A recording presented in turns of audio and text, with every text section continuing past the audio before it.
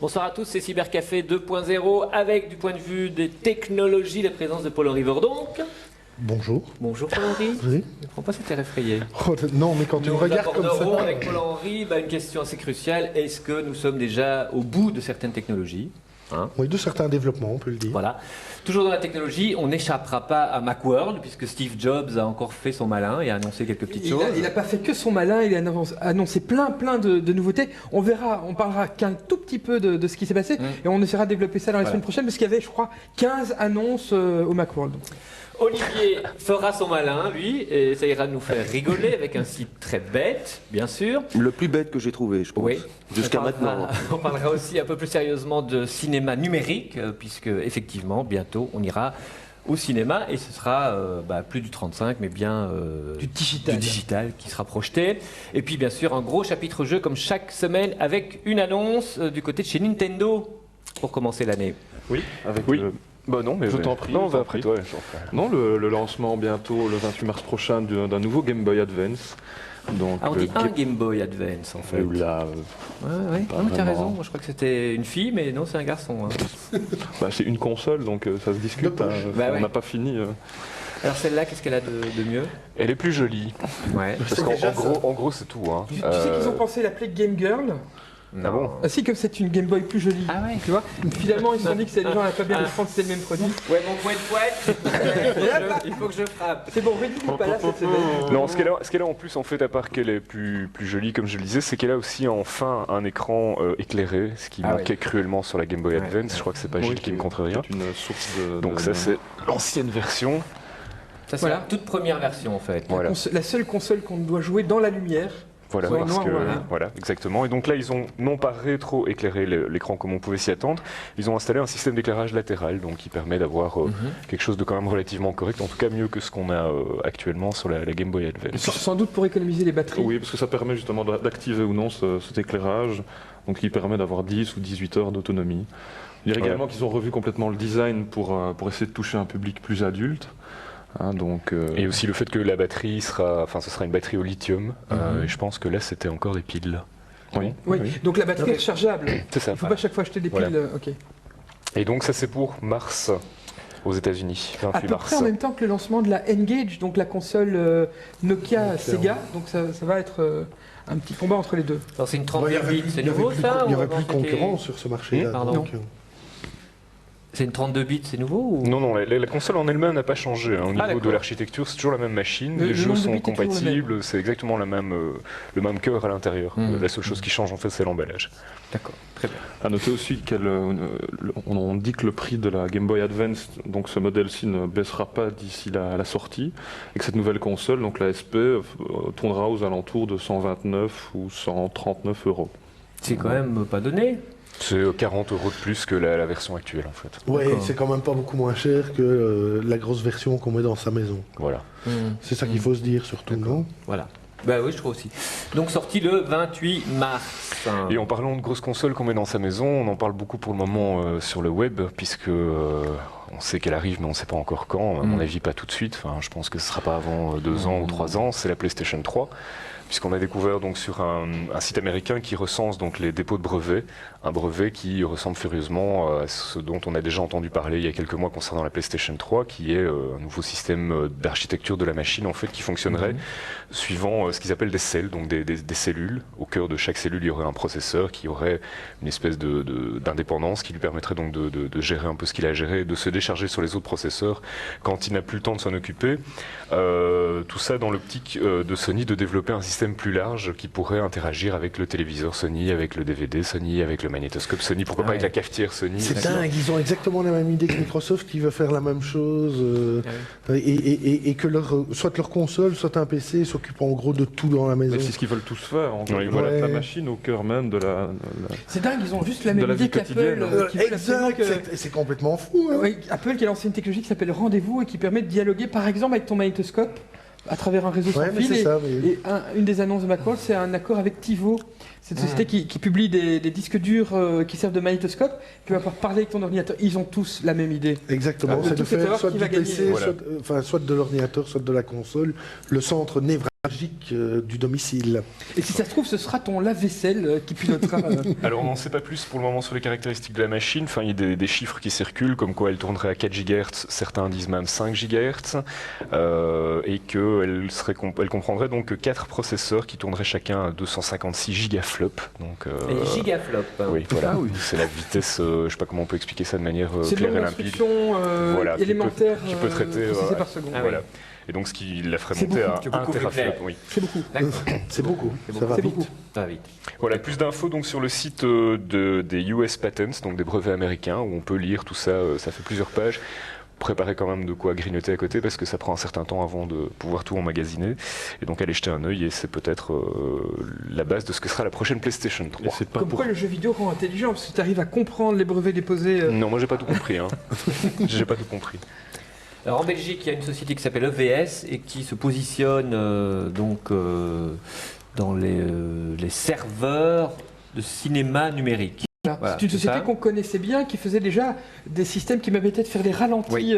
en télévision, qui est utilisé dans le monde entier. Et c'est une société liégeoise. Voilà. Et donc, ce nouveau projet, eh bien, Laurent Steen a été voir ce qu'il en était. Depuis quelque temps, on nous prédit l'avènement du cinéma numérique.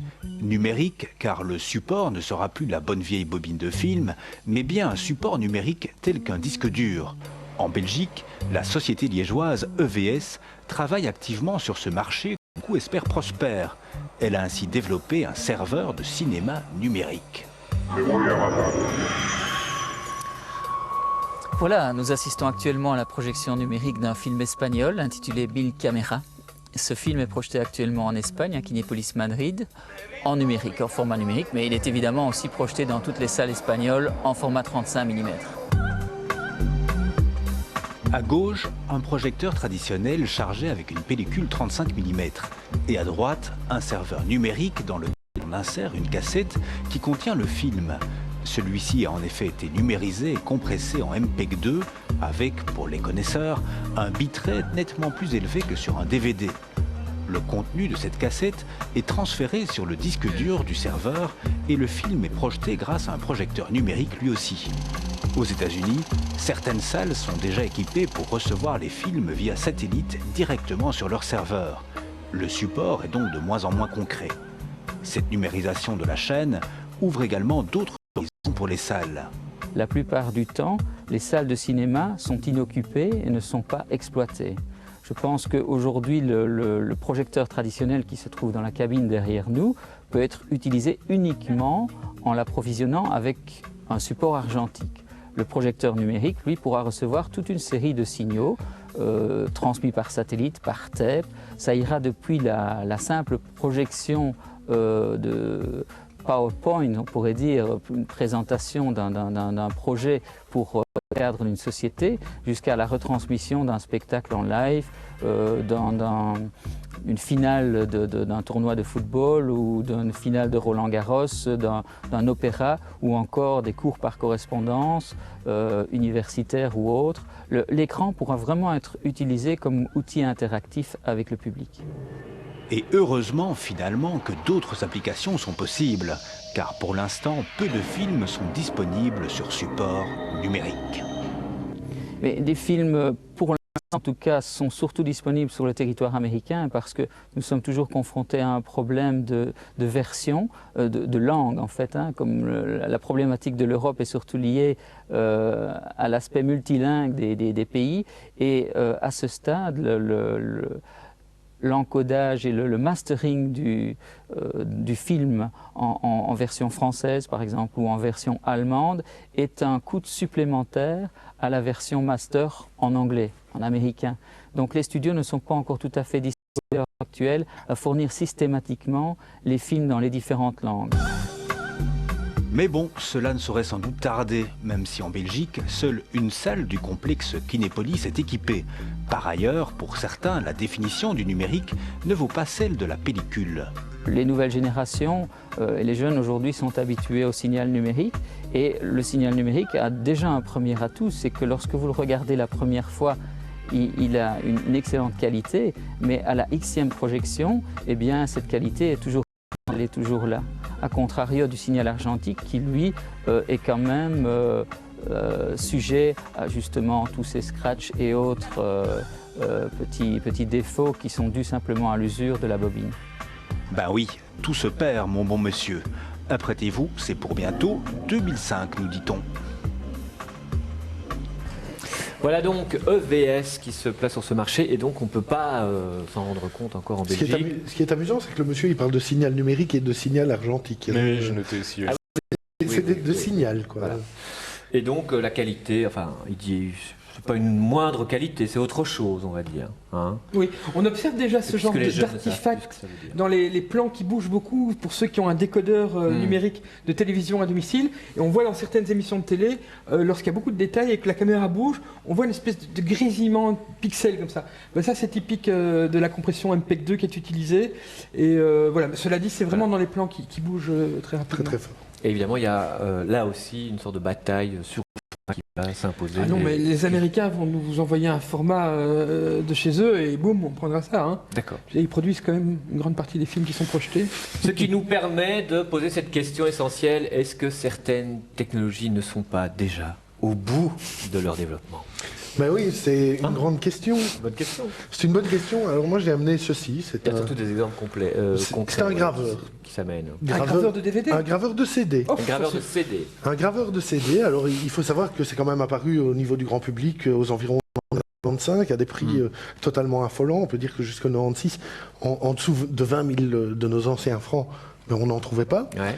Alors on trouvait des 1 vitesse, puis on a trouvé des 2 vitesses, ce qui était quand même une révolution.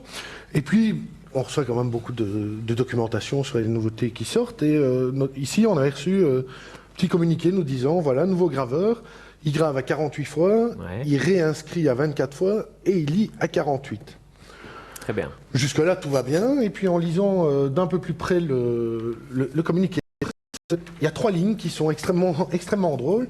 Bien que la vitesse de lecture maximale du lecteur soit de 48 fois, elle sera réglée par défaut sur 40 fois. Ah oui.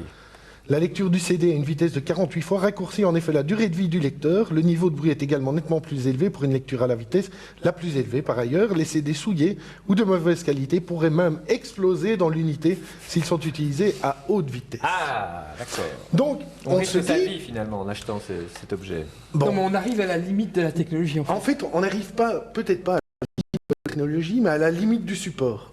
C'est-à-dire que c'est probablement le disque qui pose le plus de problèmes. Alors il y a une société américaine qui a dit fin décembre, nous on a trouvé une solution.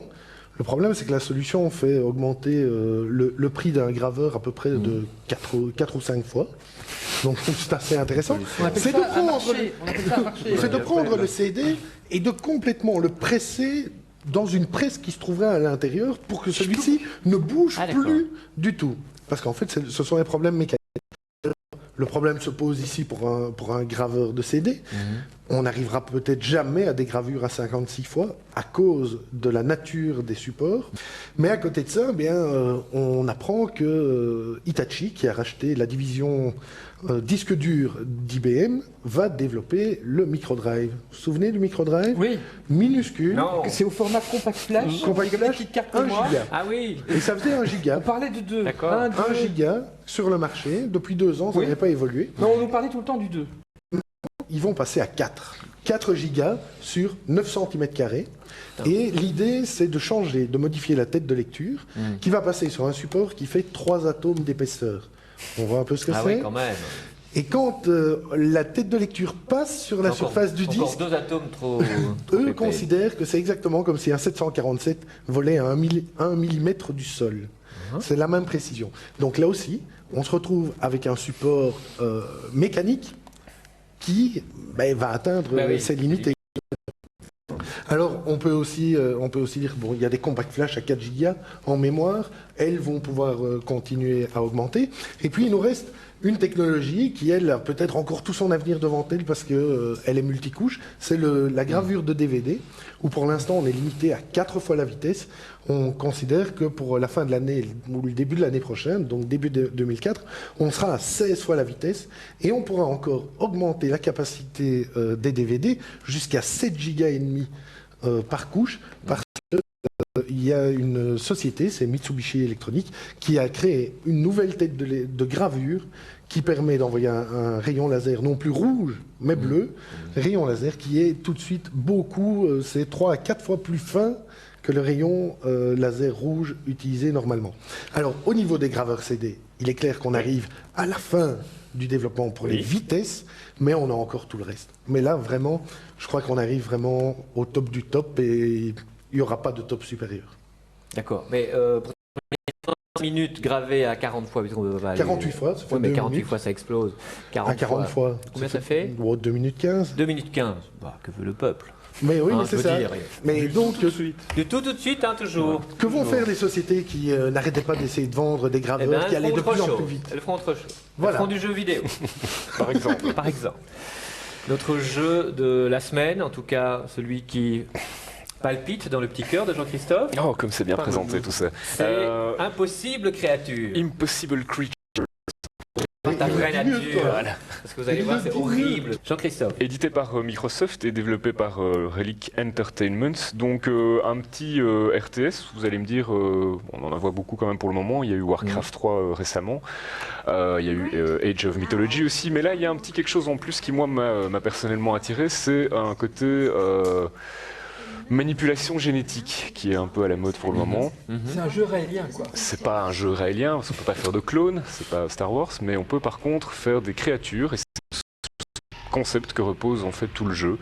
C'est-à-dire que la campagne solo, on débarque suite à un coup de fil reçu par le père du héros, qui est un scientifique exilé sur une île, ça ressemble un petit peu au Docteur Moreau. Et le héros arrive sur l'île et découvre que son père n'est plus là et que tout est un peu à l'abandon. Et il se fait attaquer par des créatures hybrides qui sont des mélanges entre 2 créatures humaines. Donc il commence à mener un peu son enquête. Il rencontre une jeune femme qui va lui expliquer un peu ce qui se passe sur l'île, à savoir qu'il y a effectivement un grand méchant docteur qui armé de créatures hostiles à partir de créatures existantes. Et donc pour le battre, il va falloir faire comme lui. Donc partir un peu à la recherche de différentes créatures, capturer leur ADN, et sur base de ça, faire des combinaisons, et essayer de trouver les meilleures combinaisons possibles, sachant que par exemple, une créature peut apporter de la défense et prendre par exemple les capacités d'attaque d'une autre créature. Il y a comme ça 5 facteurs qui entrent en compte au moment de la création de ces créatures. C'est bien ça pour le scénario quand même, ça nous change un peu. Ça change un peu un petit côté incertain aussi qui à mon avis va valoir son pesant d'or en partie multijoueur, puisque dans les parties multijoueurs, contrairement aux jeux solo, on est limité à 9 créatures mais qui sont tirées aléatoirement. Et dans les parties solo, combien de créatures tu as de base? Il y a jusqu'à 50 créatures qu'on peut combiner. Donc tu peux combiner 50 avec 50 Hybridé avec... Il y a à peu près 40 000 combinaisons possibles, je crois, dans le jeu solo. Tu peux combiner par 2 ou tu peux combiner par 3? On peut combiner que par 2 et sur un seul niveau. C'est-à-dire qu'on ne peut pas combiner des combinaisons de créatures entre elles, sinon ça devient vraiment difficile à gérer. Donc je disais que pour la partie multijoueur, il y a 9 mais tiré au sort, c'est-à-dire qu'on ne sait jamais avec quelle créature l'autre part et on ne sait jamais non plus avec quelle créature on part. Donc il y a un petit facteur qui remet un peu tout le monde en lice à partir du moment où on ne sait pas ce que l'autre a et on ne sait pas déterminer ce que nous-mêmes on a, donc on ne peut pas choisir. De base, c'est des trucs connus quoi. Oui, ce sont des chiens, des chevaux, des boucs, enfin tous ces animaux-là, quoi. D'accord. Et donc on peut les découper. C'est Martine à la ferme, mais en version un peu plus hard. J'en ai pas vu en tout cas. Voilà, donc ça sort sur PC, relativement simple d'accès puisque les ressources sont très limitées, il n'y en a que 2. D'habitude dans ces jeux-là, il y en a que 3 ou 4, ici il n'y en a que 2, c'est le charbon et l'électricité. Elles sont relativement faciles à capturer aussi. Donc on va dire que c'est plutôt un jeu qui s'adresse aux gens qui ont envie de faire du RTS depuis longtemps, mais qui n'ont jamais vraiment eu le courage de s'y mettre parce que des tas de stratégies tactiques à retenir, des règles impossibles. Donc c'est peut-être le bon jeu pour démarrer. Maintenant, pour les fans purs et durs de RTS, ils vont peut-être trouver mélange de créatures limitatif et donc a fortiori un peu court. Est-ce qu'il n'y a pas un danger à comme ça vulgariser la génétique de... Ça a déjà été fait, hein. Il y a déjà des jeux qui existaient qui permettaient... Moi ça me fait penser à des bouquins pour enfants, pour tout petits enfants. Tu vois, où le bouquin est coupé en deux et tu peux mettre... Tu prends le corps de la vache et tu le mets avec l'arrière du cheval. Ouais. Et voilà. Sauf qu'ici, ça n'a pas qu'un côté esthétique, ça a aussi un côté tactique. Voilà. Mais le but, c'est comme de faire combat, ou bien crac-crac. Le but, non. Le but, c'est et pour ça de créer une armée composée des créatures les plus appropriées. Tu peux avoir plusieurs types de créatures dans ton armée. Oui, tout à fait. C'est pas un jeu d'amour, quoi. Très beau message. C'est une fois de plus pas un jeu d'amour, c'est clair. Oui. Et donc c'est pour les jeunes adultes. Oui, enfin quoi qu'il y a beaucoup d'humour, c'est pris au second degré, c'est Microsoft, donc on pense un peu à ce qu'ils avaient fait notamment avec ces combats d'avion contre des gros zeppelins, où il y avait aussi tout un côté, voilà, Crimson Skies, où il y avait un côté BD assez fun, donc ça se retrouve ici aussi. D'accord. Voilà. Dans l'oreillette, on me dit que de son être humain favori, un certain Steve Jobs. Est-ce que c'est vrai? C'est vrai, oui. J'ai eu l'occasion de le voir, malheureusement pas en personne. Patron de Apple, pour ceux qui ne le sauraient pas. Oui, combien d'années que tu essaies de le voir en personne? Oui, c'est vrai. Mais ça fait très longtemps, mais j'y arriverai, je finirai par y arriver. En tout cas, en attendant, j'ai eu l'honneur de discuter avec Pascal Cagny. Oui. Pascal Cagny qui donc est le président d'Apple Europe et également le vice-président d'Apple Monde et qui nous a accordé une petite interview, et vraiment une interview exclusive parce que il n'y avait pas d'interview par surprise, et vous allez voir, on lui a posé les questions qu'on se pose vraiment. Alors tout d'abord, on veut vous remercier de nous avoir accueillis aujourd'hui, surtout que nous ne sommes pas venus pour rien, puisqu'on a découvert plein de nouveaux produits, dont 2 nouveaux PowerBooks. Alors vous avez innové de 2 manières, en agrandissant la taille des écrans. On a fait beaucoup plus que ça. Je crois que la vraie innovation, c'est évidemment les écrans, les portables, mais c'est aussi le wireless avec le sans fil, avec les bornes express et la toute dernière technologie de 54 Mbps par seconde. Et puis c'est beaucoup de logiciels. C'est logiciel que matériel.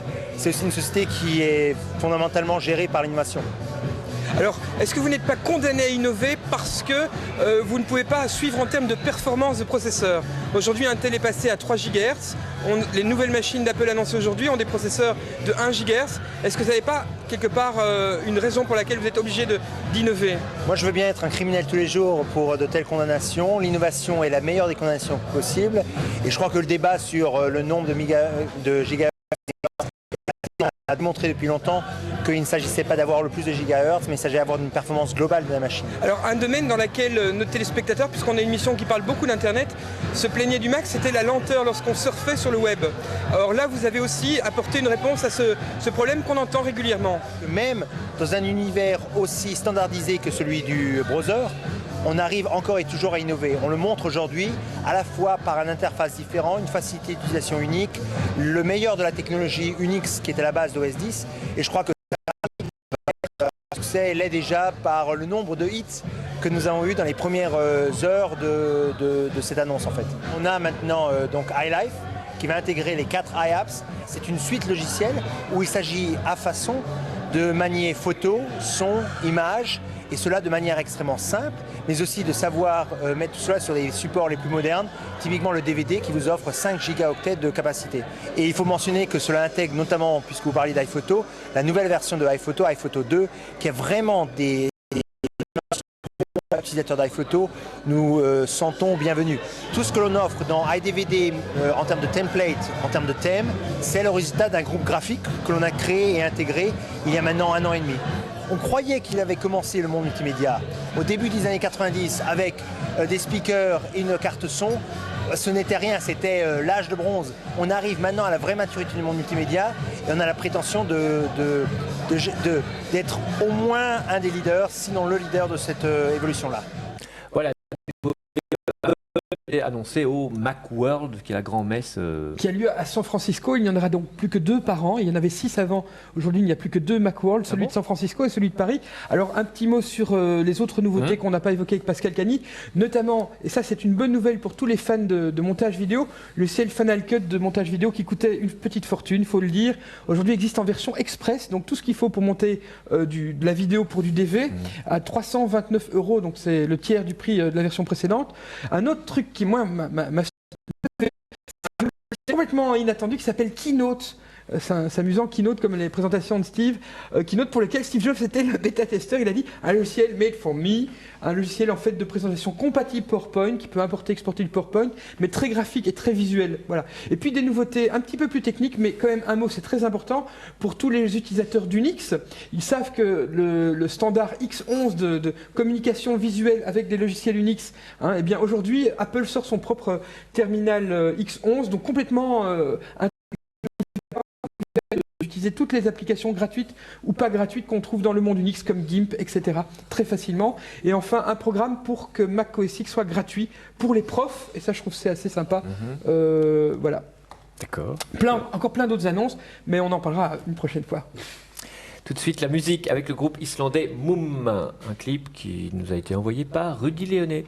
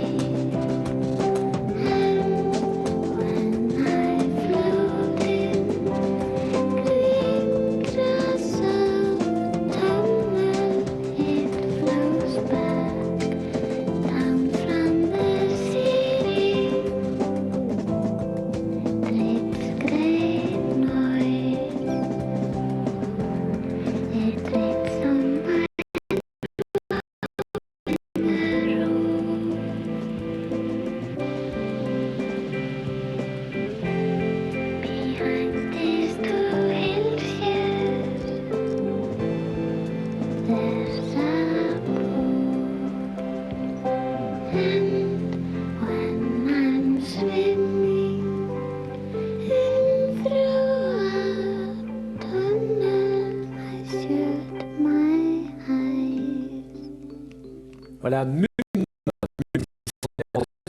expérience artistique en temps réel sur le web. Praetorians, c'est un jeu vidéo. Et puis également le deuxième épisode de notre entretien avec Michael Stora, ce psychanalyste qui joue aussi. Aujourd'hui, on se posera la question comment rassurer les parents qui ont des gamins qui sont des hardcore gamers. À tout à l'heure.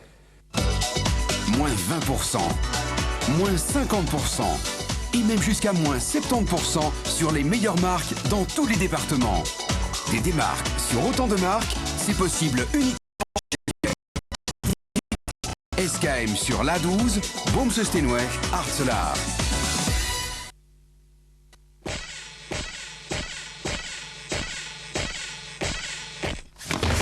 La chambre fait l'homme. Vastio Godot, profitez maintenant des soldes. Deuxième partie de Cybercafé 2.0 avec, pour débuter, une petite expérience artistique sur le web. Vous le savez tous, que le temps réel est une sorte de grand fantasme de l'Internet, être connectable, derrière son petit écran. Et donc il y a évidemment des artistes qui travaillent là-dessus. Et il y a en Suède un site qui s'appelle splintermind.com qui depuis 3 ans déjà convie des artistes à nous faire des œuvres d'art sur le réseau en temps réel. Alors ça s'appelle Be-Off et pour l'instant c'est une œuvre de Huge Linel et Sherdin Atarashi Yume. Voilà. Alors le principe cette fois-ci c'est de produire une œuvre en temps réel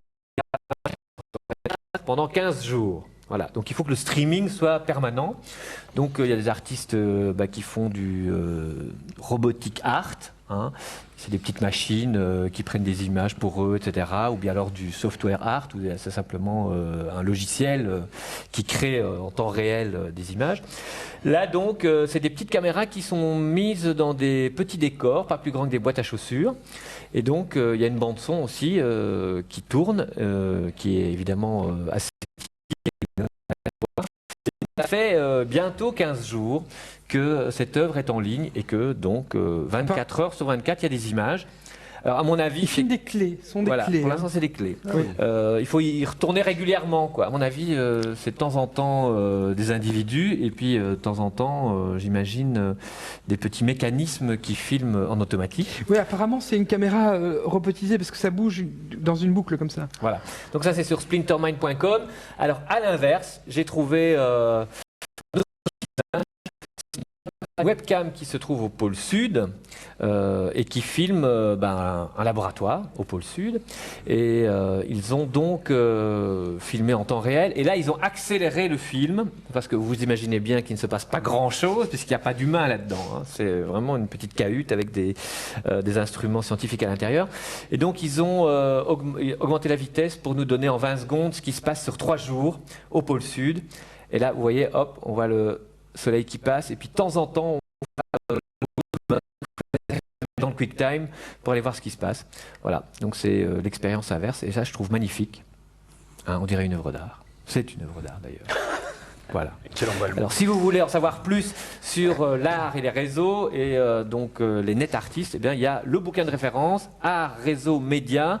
Hein, on va demander à Renaud Larsen de nous le lire en entier. C'est tous des textes historiques. Nous, on ne sait pas. C'est bien connu. Nous, on sait pas. Non, vous n'allez surtout pas vous taper une brique comme ça. Non, on veut bien faire des jeux vidéo.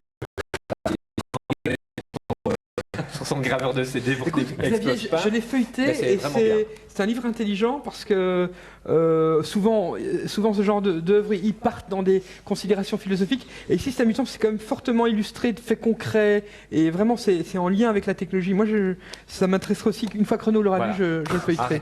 Voilà. Donc, Art, Réseau, Média. Bien. Maintenant, revenons aux choses sérieuses avec le deuxième épisode de notre rencontre avec Michael Stora. Le jeu vidéo comme un moyen thérapeutique. Donc là, il va s'adresser aux parents justement pour c'est moins peu calmer leurs angoisses. Voilà. Michael Stora.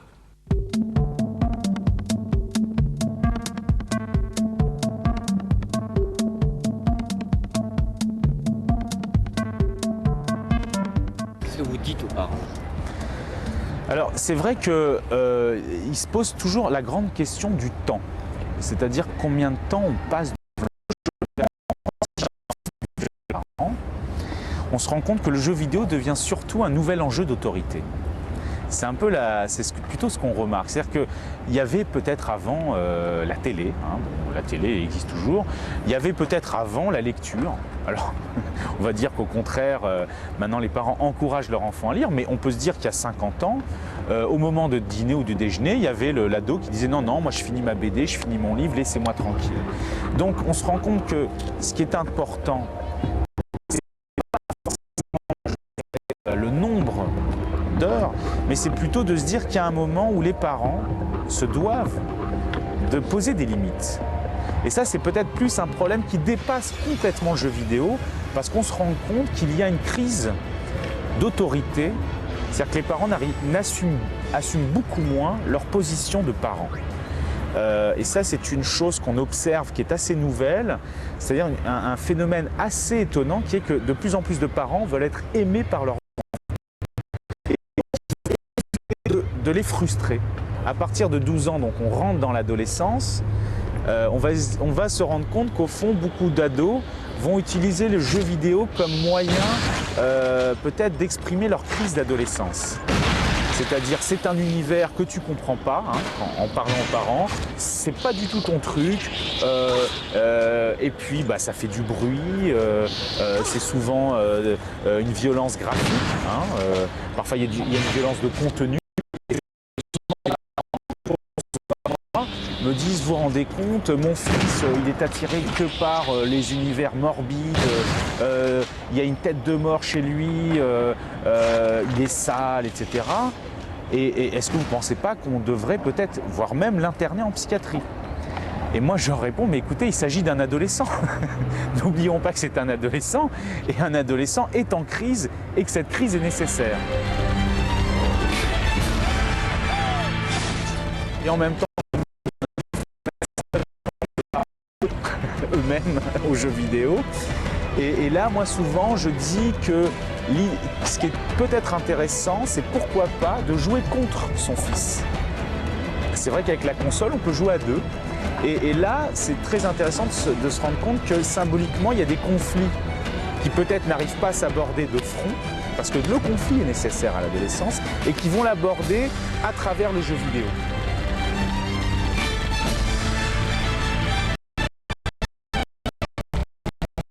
Il m'est arrivé de recevoir une fois un jeune adolescent qui était largement meilleur que son père, et finalement, il avait très très peur de battre son père, alors qu'il pouvait le battre largement. Et moi, j'ai commencé à jouer avec lui aux jeux vidéo, un jeu qui s'appelle Dead or Alive, qui est un jeu de combat, et le fait qu'il ait petit à petit accepté de me gagner, parce qu'il était vraiment très très bon, hein, a fait que finalement, chez lui, il a pu accepter de gagner. Et les conséquences dans la réalité de ces choses-là, c'est saine. L'affrontement n'est pas quelque chose de malsain, au contraire, c'est important. Et je trouve que le politiquement correct, qui a un peu envahi notre société, est d'après moi une violence. C'est-à-dire d'aplanir à tout prix toute forme d'émergence de la singularité, de l'expression de son ras-le-bol ou de sa violence. Et c'est vrai que étonnamment, personne ne dit mais finalement le jeu vidéo c'est le nouvel opium du peuple. Parce que c'est peut-être ça qu'on pourrait se dire.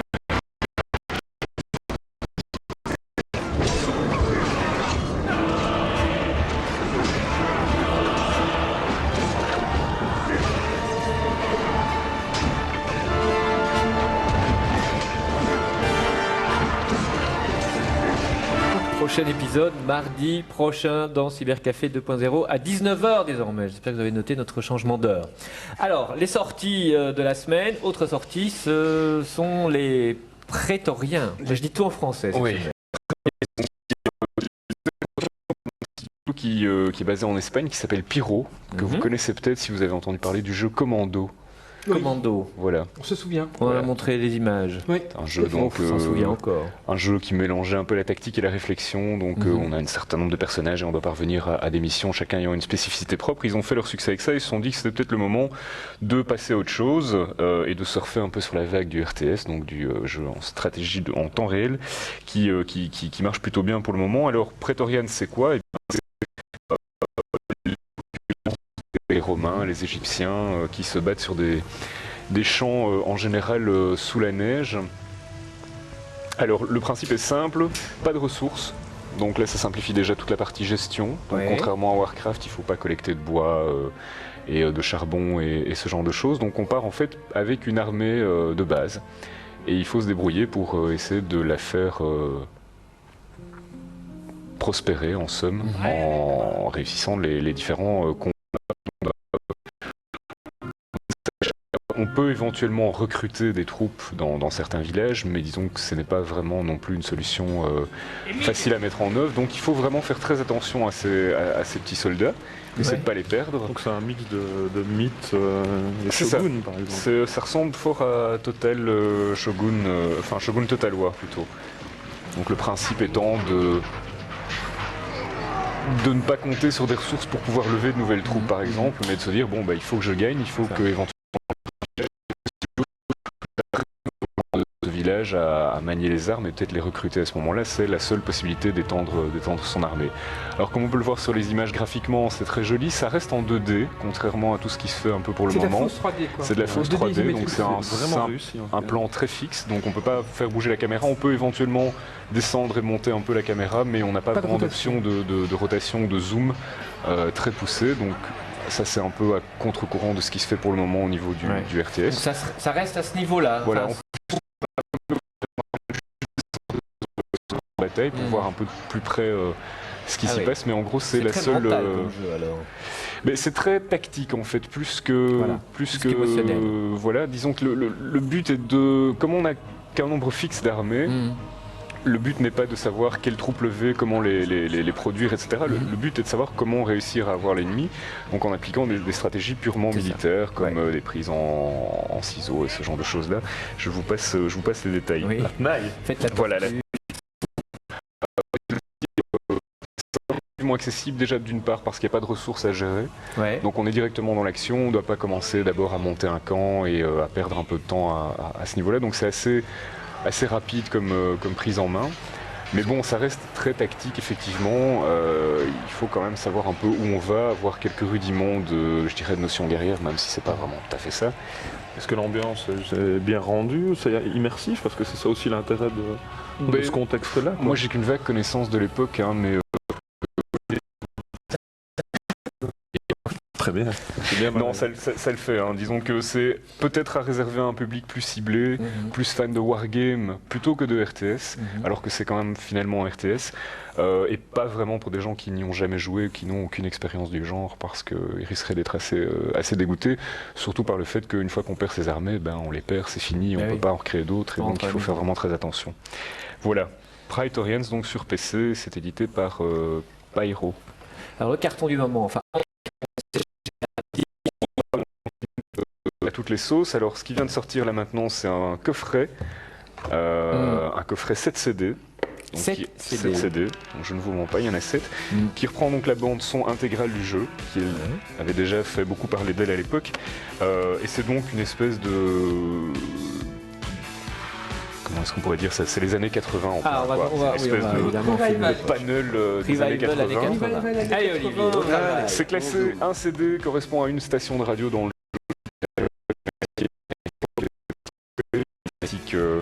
plutôt romantique. Là, on est Adam romantique. Frankie Goes to Hollywood. Et c'est pas que des inconnus, évidemment. C'est pas que des inconnus. Il y a du Michael Jackson aussi, il y en a pour tous les goûts. Donc pour les nostalgiques des années 80, c'est vendu 45 €. Tiens, je te donne tout. Merci. C'est vendu 45 €, ce qui n'est relativement pas cher pour cette CD. Combien? 45 €. 45 €, c'est pas cher. Un CD et demi, quoi. Voilà. Alors ils ont en plus rajouté les jingles. Sont sur les CD, ils ne sont pas mixés avec les morceaux, donc ça permet quand même d'en profiter et de pouvoir les écouter et de se replonger dans l'ambiance des années 80. White Style Pirate Radio, oui c'est ça. Toute la ligne graphique du jeu et encore une fois là, dans ce CD vraiment remarquable.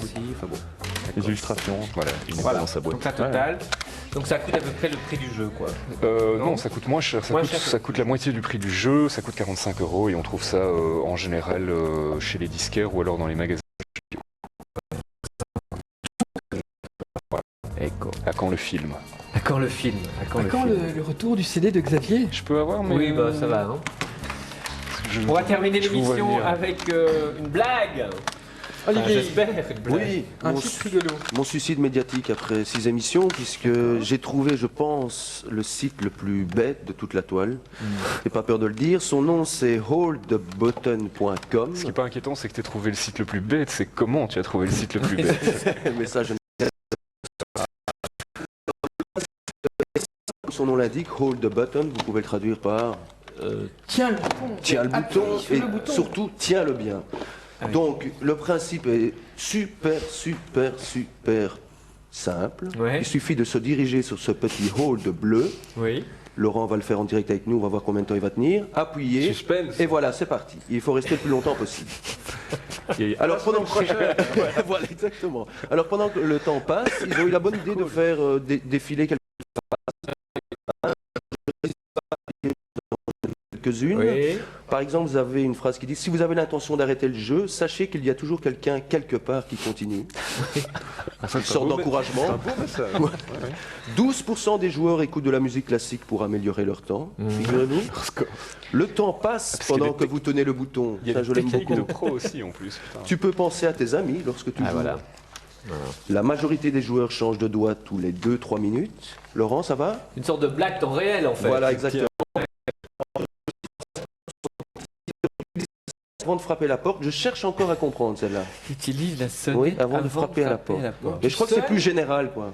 C'est avant de toquer la C'est une porte. métaphore un peu Ouais, philosophique. ouais, voilà, Ouais, ouais, exactement. D'accord. Est-ce qu'on a une idée des records? Laurent, Est-ce qu'il y a Oui, un- justement, j'y viens, j'y ok. viens. Alors, il faut quand même signaler aussi l'historique de Une ce jeu, minute parce cinq, que pas les mal. créateurs du jeu, avant l'ère informatique, ils jouaient ça dans les ascenseurs, en appuyant sur le bouton.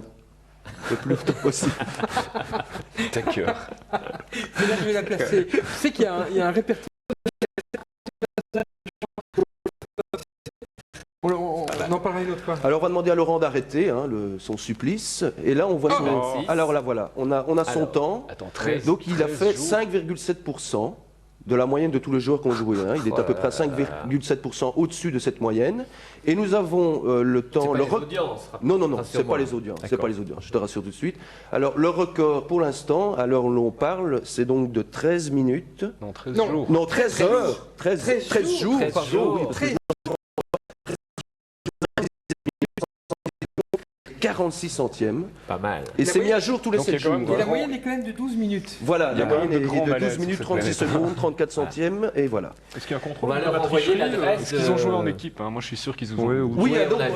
on peut envoyer ça à ses copains et un peu se mesurer chacun par rapport aux autres. C'est pratiquement mais 15 jours d'œuvre Ben oui, on en y streaming, revient, 24 on y heures sur revient au 24. temps. On revient au temps, tout à On fait. y revient, c'est fantastique. Quelle est l'adresse de ce fabuleux site? Ben, très simple, holdthebutton.com. Alors, Et c'est où? ah, ça on ne sait pas encore, le lieu n'est pas encore défini. Il va falloir se mettre d'accord avec tout. Enfin, il y a beaucoup de gens de beaucoup de pays différents qui jouent. Donc Oui, c'est ça. maintenant, si toi, c'est ce Waldorf Astoria de New York, ça va être un peu compliqué. Je ne quoi sais pas l'idée s'ils vont payer le voyage. Vous squattez le restaurant jusqu'à ce qu'il y ait. Ça va Enfin, parce que c'est plus possible de rester, quoi. Ça va probablement être un restaurant où on mange avec les doigts. Probablement, Brice. Probablement, oui. Probablement. Sur ce bon mot de Brice, nous allons nous quitter et nous rejoindre donc. Si toutes les 5 minutes ils mettaient une blague de Brice, parce que là vraiment on n'aurait peut-être plus envie de garder le bouton enfoncé, on devrait partir avant. On peut leur À la souhaiter. semaine prochaine. Très bien.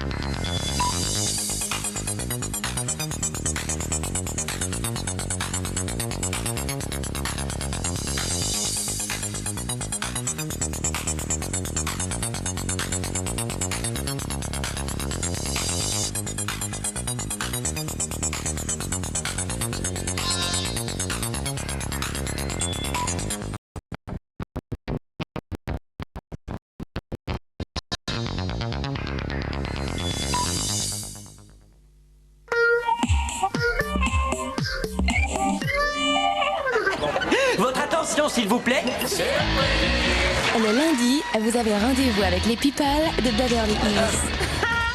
C'est un de mes fantasmes préférés. Salut. Salut Donna. Salut. Salut. Salut. Salut. Ah oui, salut. Moi, je m'appelle Gina. Matt.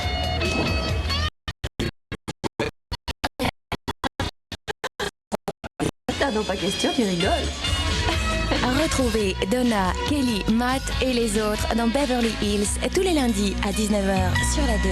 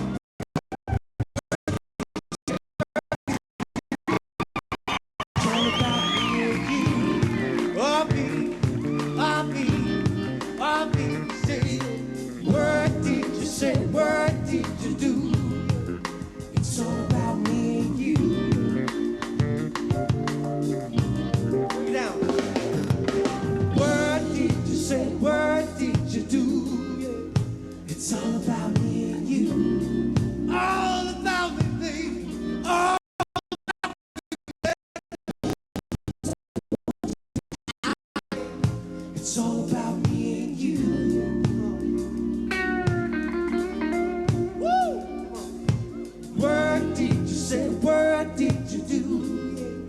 It's all about me and you.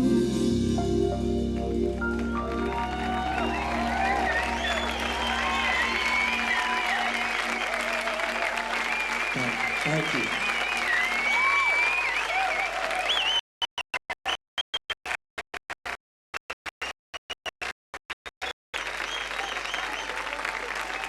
Good evening. How y'all feeling? This song is called The Way I Feel.